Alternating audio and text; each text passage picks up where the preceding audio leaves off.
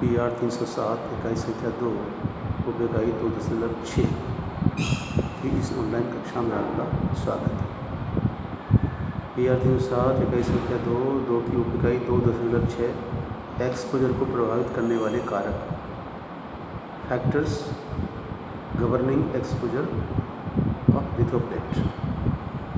लिथोप्लेट के बारे में हम जानते हैं कि इसमें एक प्रकाश संवेदी पदार्थ की कोटिंग होती है और प्रकाश संवेदी पदार्थ को प्रकाश के संपर्क में लाने के पश्चात कुछ परिवर्तन होते हैं। उस परिवर्तन के पश्चात image area non image area प्रकट होते हैं और इनको दोनों को लिथोग्राफी के सिद्धांत के हिसाब से grease reverse water water reverse grease के सिद्धांत की पूर्ति हेतु ग्रीसी और वाटर रिसेप्टिव बनाए। तो लिथोप्लेट के एक्सपोजर के संबंध में एक टॉपिक है ये फैक्टर्स गवर्निंग एक्सपोजर, यानी कि एक्सपोजर को प्रभावित करने वाले कारक। यानी वे कौन सी इकाइयाँ हैं जो एक्सपोजर को प्रभावित करती हैं। कारक का मतलब एक्सपोजर कम दिया जाना है, ज़्यादा दिया जाना है, और इसका कम या ज़्यादा दिया जाना या कम समय का एक्सपोजर दिया जाना या ज़्यादा समय का एक्सपोजर दिया जाना किस बात पर निर्भर करेगा, ये प्रमुख कारकों पर निर्भर करेगा। तो आप ये कहिए लिथोप्लेट एक्सपोजर क्या है। आप देखिए लिथोप्लेट की कोटिंग युक्त लिथोप्लेट की लाइट सेंसिटिव कोटिंग युक्त परत को जब प्रकाश के संपर्क में लाया जाता है तो उस स्थिति को हम लिथोप्लेट एक्सपोजर कंडीशन कहते हैं। यानी कि लाइट सेंसिटिव कोटिंग युक्त लिथोप्लेट को किसी इमेज फॉर्मेशन की दृष्टि से, यानी कि कोई इमेज एरिया का निर्माण करने की दृष्टि से किसी फिल्म की मार्फत एक्सपोजर दिया जाता है, तो फिल्म के प्रकाश यानी कि फिल्म के ट्रांसपेरेंट पारदर्शी भागों से प्रकाश चल करके कोटेड प्लेट पर क्रिया करेगा और वो भाग प्रकाश प्रभावित भाग बनते हैं। फिल्म के ओपेक अपारदर्शी भाग से प्रकाश रुक करके कोटेड प्लेट तक नहीं पहुंच पाता और वो प्रकाश के नहीं पहुंचने वाले भाग प्रकाश अप्रभावित रहेंगे। यानी लिथोप्लेट की कोटिंग युक्त परत पर प्रकाश की क्रिया के द्वारा दो प्रकार के भाग बनते हैं, प्रकाश प्रभावित क्षेत्र और प्रकाश अप्रभावित क्षेत्र। प्रकाश प्रभावित क्षेत्र वो होते हैं जो कि फिल्म की ट्रांसपेरेंट भाग से पास होकर के प्रकाश के संपर्क में आते हैं। प्रकाश अप्रभावित भाग वो होते हैं जो फिल्म के डेंस यानी काले भाग द्वारा प्रकाश के रोके जाने के कारण प्रकाश के संपर्क में नहीं आ पाते। यानी लिथोप्लेट के फिल्म की मार्फत दिए गए एक्सपोजर के पश्चात दो प्रकार के क्षेत्र बनते हैं, प्रकाश प्रभावित क्षेत्र जो कि लेटेंट इमेज होता है और प्रकाश अप्रभावित क्षेत्र जो कि डेवलपमेंट के दौरान साफ होकर निकल जाता है। यानी exposed to light, unexposed to light. Expose to light latent image बनता है, अनएक्सपोज टू लाइट एक पॉसिबल हो जाता है, डेवलपमेंट के दौरान वो साफ होकर निकलता है। अब लिथोप्लेट के एक्सपोजर की जो गुणवत्ता है या उसकी अवधि है या वो अंडर एक्सपोज कंडीशन में है या ओवर एक्सपोजर कंडीशन में है, इन सब कंडीशंस को कंट्रोल करने के लिए कौन कौन से प्रमुख कारण हैं जिन पर विचार करना जरूरी है। प्रकाश के एक्सपोजर को प्रभावित करने वाले प्रमुख कारक हैं लिथोप्लेट की कोटिंग की संवेदनशीलता, सेंसिटिविटी ऑफ लिथोप्लेट कोटिंग। लिथोप्लेट कोटिंग पर जो लाइट सेंसिटिव मटेरियल की परत है उसकी सेंसिटिविटी क्या है उस पर निर्भर करेगा।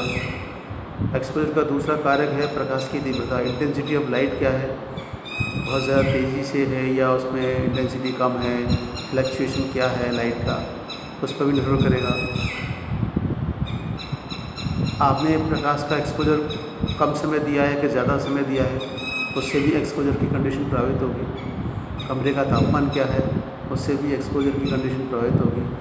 और कमरे के अन्य वातावरणीय घटक है वो भी कम या अधिक मात्रा में प्रभावी हो सकते हैं। यानी कि factors governing exposure are sensitivity of coating of lithoplate, light intensity, time limitation for exposure और temperature of room, other atmospheric conditions of the working area. यानी प्रकाश का एक्सपोजर, कोटिंग की संवेदनशीलता, प्रकाश की तीव्रता, एक्सपोजर के टाइम, कमरे के तापमान और कमरे के वातावरणीय घटकों पर आधारित होता है। एक्सपोजर के पश्चात की स्थिति में जैसे कि कहा गया है कि ये अंडर एक्सपोज हो सकता है, ओवर एक्सपोज हो सकता है और बैलेंस्ड एक्सपोज हो सकता है। बैलेंस्ड एक्सपोज में जो फिल्म की एक्चुअल डिटेल्स हैं वो एक्सपोजर के पश्चात प्लेट पर दिखाई देंगी, यानी कि लेटेंट इमेज के तौर पे आएंगी, बाद में डेवलप्ड इमेज के तौर पर। अंडर एक्सपोज में पूरी डिटेल एक्सपोज नहीं होगी और ओवर एक्सपोज में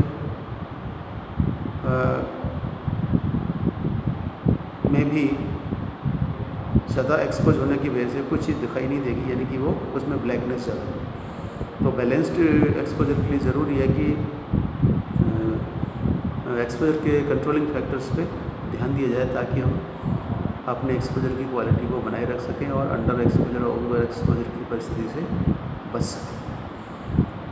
तो हमने ये इसमें जाना है कि एक्सपोजर क्या है, लिथोप्लेट का एक्सपोजर क्या है, एक्सपोजर को प्रभावित करने वाले कारक क्या है, एक्सपोजर के पश्चात की कंडीशन क्या है। अब इस पर हम कुछ सवाल बना सकते हैं। पहला सवाल पूछा जा सकता है, एक्सपोजर कहते हैं, ए विकल्प है लाइट सेंसिटिव कोटिंग युक्त प्लेट को प्रकाश के संपर्क में लाना, बी विकल्प है फिल्म द्वारा एक्सपोजर देना,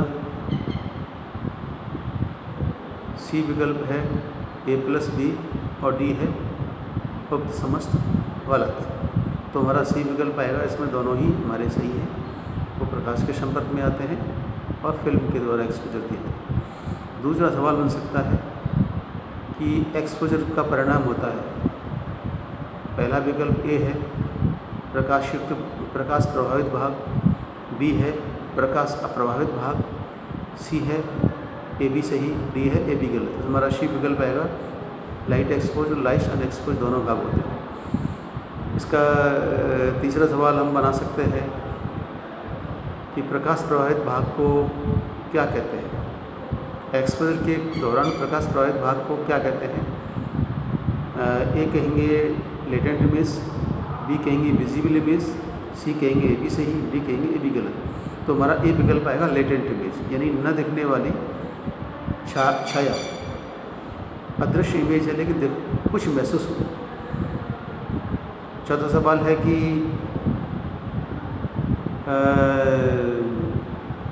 लिथोप्लेट एक्सपोजर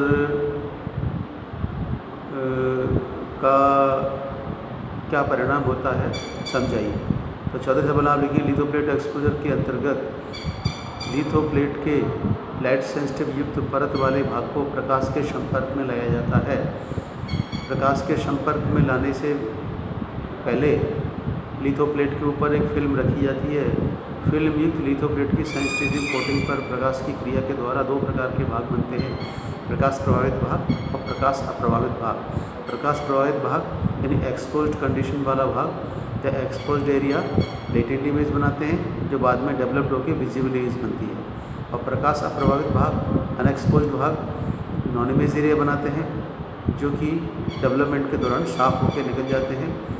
और ये दो भाग, एक्सपोज भाग इमेज एरिया इंक रिसेप्टिव और अनएक्सपोज भाग non image area water receptive बन जाए, जो लिथोग्राफी के वाटर रिवर्स ग्रीस और ग्रीस रिवर्स सिद्धांत की पूर्ति करता है।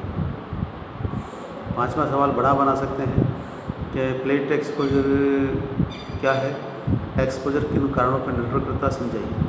तो आप कहते हैं लिथोप्लेट की लाइट सेंसिटिव युक्त परत को फिल्म की मार्फत प्रकाश के संपर्क में लाने की क्रिया को प्लेट एक्सपोजर कहते हैं। प्लेट एक्सपोजर के दौरान प्रकाश प्रभावित भाग लेटेंट इमेज बनाते हैं, प्रकाश अप्रभावित भाग धुलकर साफ हो जाते हैं जो कि नॉन इमेज बनाते हैं।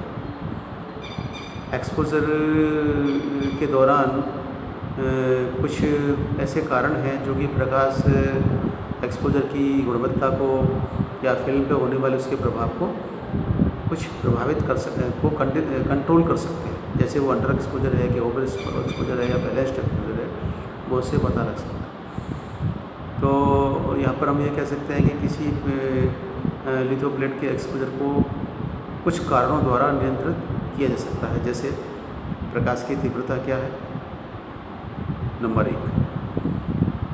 प्रयोग में ली गई लिथोप्लेट की सेंसिटिव कोटिंग की सेंसिटिविटी क्या है, दिए जाने वाले एक्सपोज़र की सीमा मिनटों में क्या है, कमरे का तापमान क्या है, और जिस कमरे में हम काम कर रहे हैं उस कमरे की अन्य वातावरणीय कंडीशंस क्या है।